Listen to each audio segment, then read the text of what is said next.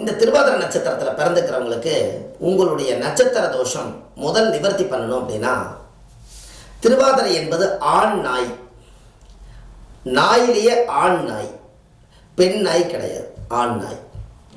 முதல் வேலையா அந்த திருவாதிரை என்பது ருத்ரன் பிறந்த இடம், அது மயானமான இடம். அதனால சிவனே மயான சிவன். அதனால அந்த சிவனுக்கு காவலாளியே கால பைரவர் தான். அப்போ கால பைரவருங்கிற என்பது நாய் தான். அதனால நீங்கள் என்ன பண்ணுறீங்கன்னா, உங்களுடைய திருவாதிரை நட்சத்திரத்தில் இப்படி இருக்கிறதுனால இயற்கையாக இறந்த நாய் ஏதாவது ரோட்டில் அடிபட்டாலோ இல்லை ஏதாவது நோய் வந்து இறந்து போனாலோ அந்த நாயை எடுத்துகிட்டு போய் கால் மிதிபடாத இடத்துல கொண்டு போய் திருவாதிரை நட்சத்திரக்காரர் போய் மனசார ஒரு அனாதி பாடி எடுத்து அடக்கம் பண்ணுனா எப்படி பயபக்தியோடு பண்ணுவோமோ அதே மாதிரி நீங்கள் திருவாதிரை நட்சத்திரத்தில் பிறந்திருக்கிறவங்க ஒரு நாயை கட்டி இழுத்துட்டு போய் இறந்த நாயை எடுத்துகிட்டு போய் குழியை தோண்டி அதை நல்ல முறையாக அடக்கம் செஞ்சு அதுக்கு ஒரு மாலை போட்டு ஒரு மஞ்சள் தொளிச்சு அதுக்கு ஒரு கற்பூரம் பொருத்தி வச்சு ஒரு 3 முறை சுற்றி சாமி கும்பிட்டுவாங்க. கால பைரவருடைய தோஷம் அன்னையோட நிவர்த்தி ஆகும். அதுக்கப்புறம் உங்கள் குடும்பத்துக்குள்ளே உங்கள் வம்சத்தவே நாய் கடிக்காது. அன்னையிலேருந்து சிவன் உங்களை ரொம்ப நல்லபடியாக சந்தோஷப்படுத்துவார்.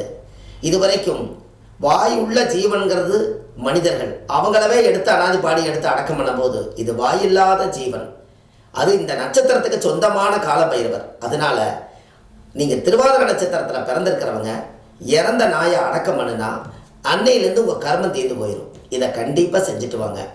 இது உங்கள் ஜாதகத்தில் இப்படி ஏதாவது திருவாதிரை நட்சத்திரத்தில் யார் பிறந்திருந்தாலும் இதை கூச்சப்படாதீங்க, அருகருப்பு படாதீங்க.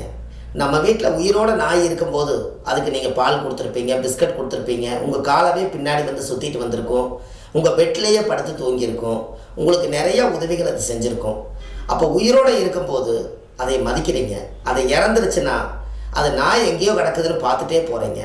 ஆனால் யார் வேணாலும் பார்த்துட்டு போகட்டும், திருவாதிரை நட்சத்திரக்காரர்களுக்கு இனமே அதுதான் அல்லவா. அதனால் இந்த திருவாதிரை நட்சத்திரத்தில் யார் பிறந்தாலும் கண்டிப்பாக இறந்த நாயை எடுத்து அடக்கம் பண்ணுனா அன்னையிலேருந்து உங்களுடைய குடும்பத்தில் பிரம்மகத்தி தோஷ நிவர்த்தி ஆகுது, சிவன் சொத்தை அபகரித்த தோஷ நிவர்த்தி ஆகுது, நாயை அடித்து கொண்ட தோஷ நிவர்த்தி ஆகுது, நாய் அந்த குடும்பத்தை பிடிச்சி கடிச்சிக்கிட்டே இருக்கிற தோஷ நிவர்த்தி ஆகுது. இத்தனை வேலை நடக்கும். இதை கண்டிப்பாக இதை நீங்கள் செய்வீங்களா? இதை செஞ்சு தான் பாருங்களேன். உண்மையாலுமே உங்கள் வாழ்க்கை அதுக்கப்புறம் ரொம்ப அற்புதமாக இருக்கும்.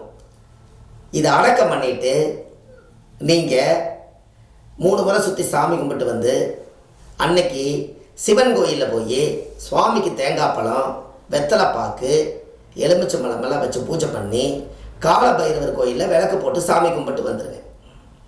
உங்களுக்கு ஒரு புண்ணியமாக போகட்டும். அன்னையிலேருந்து உங்களுக்கு திருவாதிரை நட்சத்திரம் திருவாதிரை உங்கள் திரை ஓப்பன் ஆயிரும். உங்கள் வாழ்க்கை சிறப்பாக இருக்குது. இதை நீங்கள் செஞ்சுட்டு வாங்க. எப்படி இருக்குதுன்னு பாருங்கள். பிரமாதமாக இருக்கும் உங்கள் வாழ்க்கை. ஏன்னா அவங்களாட்ட கஷ்டப்படுறவங்க யாருமே இல்லை. திருவாதிரை நட்சத்திரம் அது மயான சிவனாக போச்சு. எத்தனை தான் நம்ம தேடி தேடி தேடி என்ன தான் நல்லது செஞ்சாலும் நல்ல பேரே எடுக்க முடியாது வாழ்க்கையில். ஏண்டா நம்ம இந்த வாழ்க்கையில் பிறந்தோங்கிற மாதிரி இருக்கும். அதனால் இதை நீங்கள் செஞ்சு பாருங்கள். பிரமாதமாக இருக்கும் உங்கள் வாழ்க்கை. கண்டிப்பாக இதை செய்யுங்க. உங்களுக்கு வள்ளுவர் வாக்கு நம்ம யூடியூப் சேனலில் போய் பாருங்கள், செக் பண்ணி பாருங்கள். எல்லாம் நிறையா ஆயிரக்கணக்கான பதிவுகள் நிறைய கொடுத்துருக்கேன். இதில் ஆன்லைன்லேயே நம்ம ஜாதகம் பார்க்குறோம். Date of birth, time, place மட்டும் அனுப்பிச்சி வச்சா போதும். ஃபோன்லேயே உங்களுக்கு ஜாதகம் பார்த்து சொல்லிடுவோம்.